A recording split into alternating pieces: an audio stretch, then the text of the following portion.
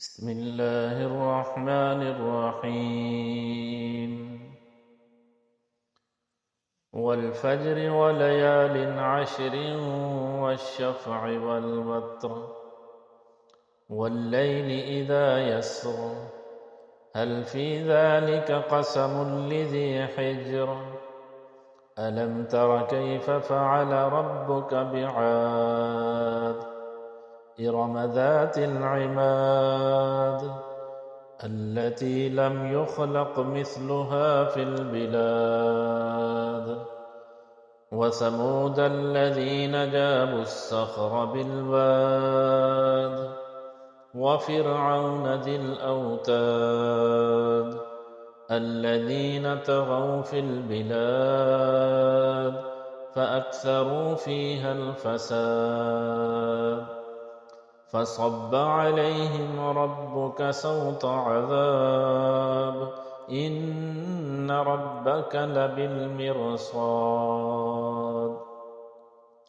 فأما الإنسان إذا ما ابتلاه ربه فأكرمه ونعمه فيقول ربي أكرمن وأما إذا ما ابتلاه فقدر عليه رزقه فيقول ربي أهانن كلا بل لا تكرمون اليتيم ولا تحاضون على طعام المسكين وتأكلون التراث أكلا لما وتحبون المال حبا جما كلا إذا دكت الأرض دكا دكا وجاء ربك والملك صفا صفا وجيء يومئذ بجهنم يومئذ يتذكر الإنسان وأنى له الذكرى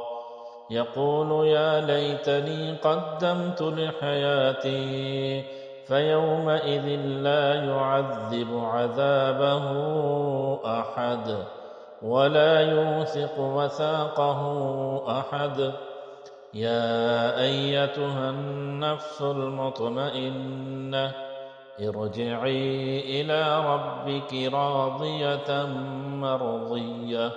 فادخلي في عبادي وادخلي جنتي.